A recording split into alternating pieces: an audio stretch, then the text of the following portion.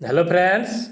Bihar police constable री exam के लिए सामान्य हिंदी के टॉप 15 प्रश्नों का हम लोग टेस्ट इस क्लास में हम लोग लगाएंगे बिल्कुल कम समय में।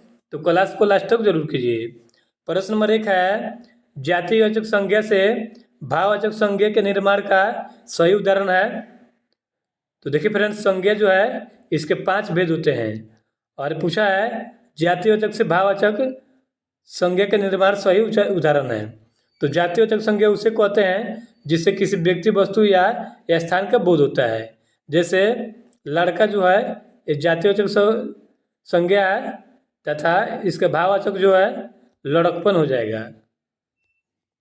राइट आंसर ऑप्शन नंबर 3 हो जाएगा। लड़का जातिवाचक संज्ञा है और लड़कपन जो है ये भाववाचक संज्ञा है। सज्जन का विपरीतार्थक शब्द है, सज्जन का विलोम शब्द जो है यानी कि उल्टा शब्द दुर्जन हो जाएगा। राइट आंसर ऑप्शन नंबर 4 हो जाएगा। प्रश्न नंबर 3 है, निम्नलिखित में से भारतेंदु के सही संधि विच्छेद है। देखिए फ्रेंड्स, संधि जो है दो या दो से अधिक अत्यंतिक संयोजी वर्णों के मिल से जो विकार उत्पन्न होता है उसे संधि कहते हैं।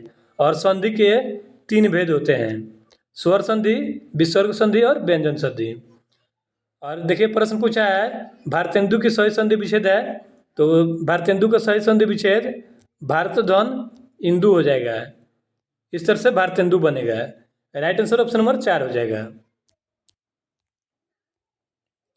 प्रश्न नंबर 4 है, नीलकंठ शब्द है।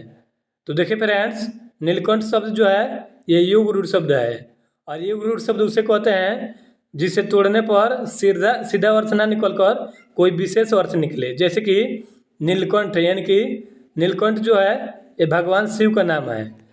और देखिए यह नीलकंठ शब्द जो है कोई विशेष अर्थ को धारण कर रहा है। इस तरह से जो है जो शब्द जो है विशेष अर्थ का धारण करता है उसे युग रूढ़ शब्द कहते हैं। नेक्स्ट प्रश्न है, सर्वनाम एवं सर्वनामिक विशेषण का वाक्य है। तो देखिए फ्रेंड्स, जो शब्द संज्ञा के बदले प्रयुक्त किया जाता है उसे सर्वनाम कहते हैं। जैसे यह, वह, तुम, ये सब जो है सर्वनाम के उदाहरण है। और इसे प्रश्न पूछा है सर्वनाम एवं सर्वनामिक विशेषण का वाक्य है। तो देखिए फ्रेंड्स, सर्वनामिक विशेषण उसे कहते हैं जो संज्ञा के पहले आता है और संज्ञा की विशेषता को बताता है उसे सर्वनामिक विशेषण कहते हैं। जैसे यह टेबल मेरी है और वह पुस्तक तुम्हारी है। इस तरह से देखिए right answer option number A हो जाएगा, यह पुस्तक मेरी है और वह तुम्हारी है।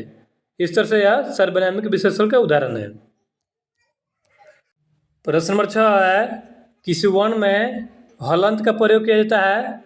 तो देखिए फ्रेंड्स, किसी वर्ण में हलंत का प्रयोग वर्ण को बिना स्वर से प्रयोग करने के लिए किया जाता है। यानी कि व्यंजन वर्ण में हलंत का प्रयोग किया जाता है। प्रश्न नंबर 7 है, संकेतवाचक वाक्य है।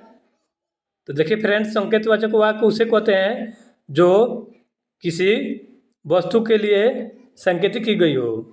यानी कि किसी वस्तु के संकेत के बोध करने वाले वाक्य को संकेतवाचक वाक्य कहते हैं।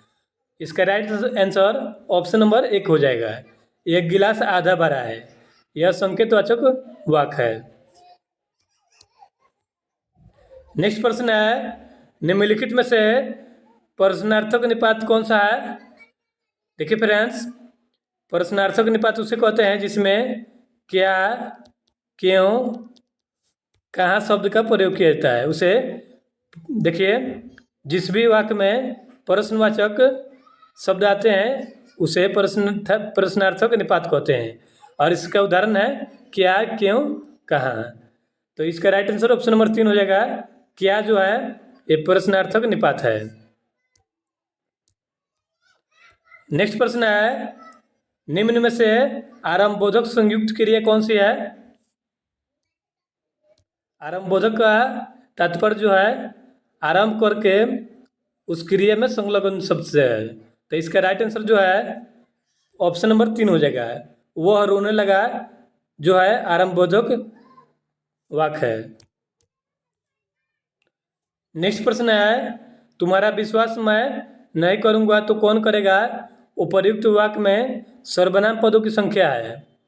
तो देखिए फ्रेंड्स, सर्वनाम पदों की जो है यह निश्चय सर्वनाम, पुरुषवाचक सर्वनाम और निश्चय सर्वनाम ये सभी में आते हैं।